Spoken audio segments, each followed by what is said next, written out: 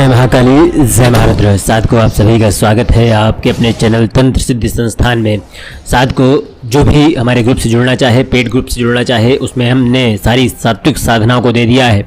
लड़कियां अगर इस बात को लेकर संकोच कर रही हैं कि एक साथ ग्रुप में कैसे जुड़ें, तो हम लड़कियों के लिए अलग ग्रुप भी बना देंगे। अगर कोई लड़की है जुड़ना चाह रही है तो जुड़ सकती है। आशा करता हूँ कि आपको जानकारियाँ स्पष्ट लगी होंगी और जो भी उस ग्रुप से जुड़े हुए हैं वो अन्य साधनाओं का लाभ उठा रहे हैं। 20 से 22 लोग हमारे साथ जुड़ चुके हैं, जहाँ पर 2 या 3 लोग शायद एक अलग ग्रुप में हैं और 20 लोग अलग ग्रुप में हैं, क्योंकि हमने 2 ग्रुप बनाए और जैसे ही इसमें भी 20 होते हैं हम अगले ग्रुप का इंतजाम करेंगे। तो साथ को आज की हमारी एक साधना है जो कि अलग है, बहुत ही गुप्त साधना है।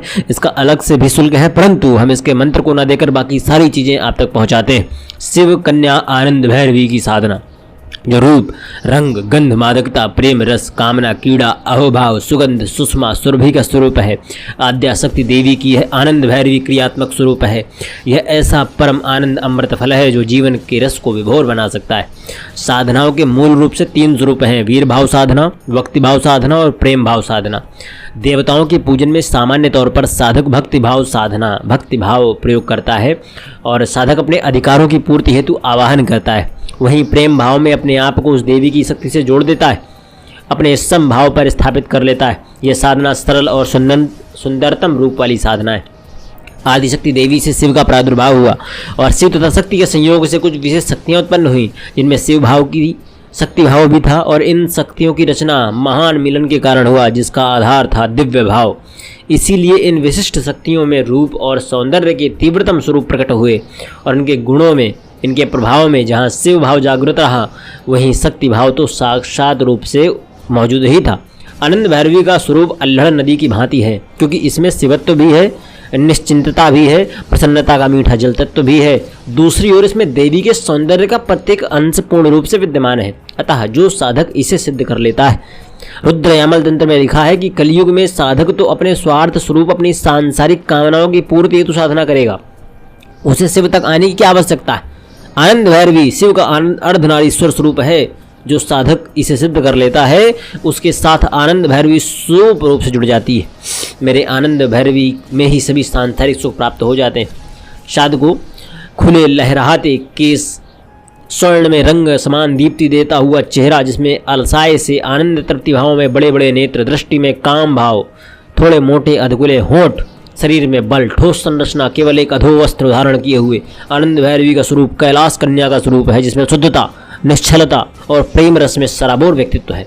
साधक जब साधक शक्ति को प्राप्त करने में समर्थ हो जाता है, तभी तो उसके जीवन में आनंद का सागर लहरा सकता है।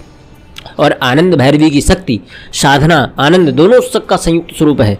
पीड़ा चाहे मन की हो अथवा तन की, पीड़ा का प्रभाव पूरे व्यक्तित्व पर, उन्नति पर, कार्यों पर पड़ता है। आनंद भैरवी साधना जिसे प्रिया रूप में सिद्ध हो जाती है, उस साधक के मन तथा दोनों की पीड़ाओं का पूर्ण नाश हो जाता है तथा उसके जीवन में आर्थिक दृष्टि से विशेष स्थिति प्राप्त हो जाती है, जिससे वह जीवन के हर रूप का आनंद ले सकता है।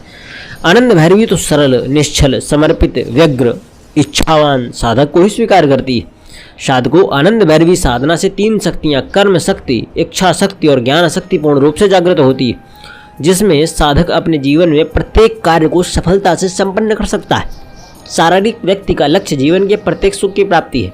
आज प्रत्येक व्यक्ति अपने जीवन को पूर्णतः भोगना चाहता है, सुख ग्रहण करना चाहता है। उसके लिए आनंद भैरवी साधना सर्वोत्तम साधना है।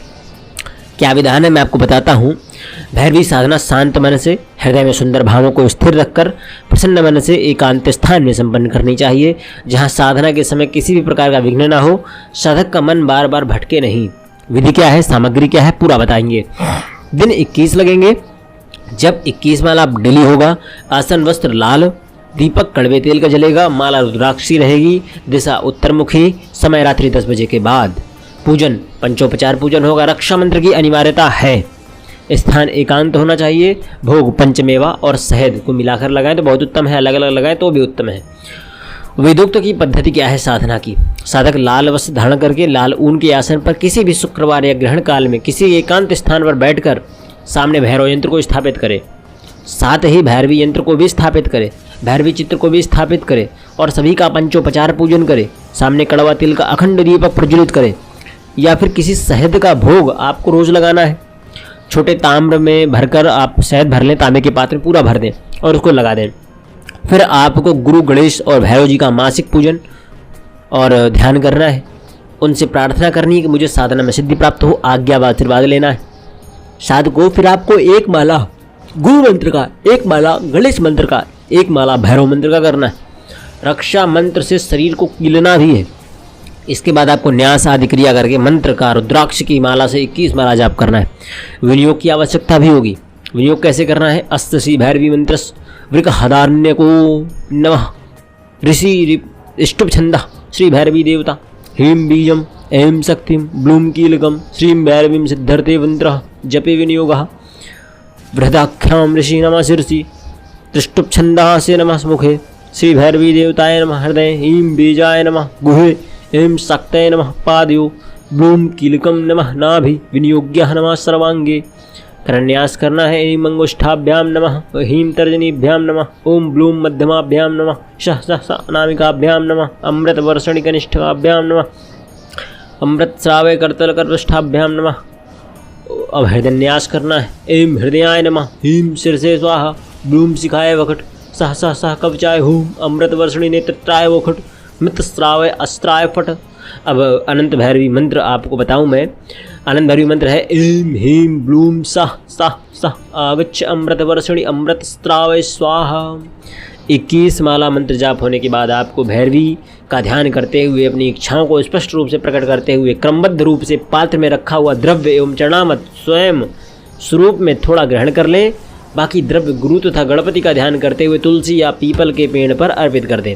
अब साधक उसी स्थान पर नेत्र बंद करके निश्चल होकर आनंद भाव से थोड़ी देर बैठा रहे।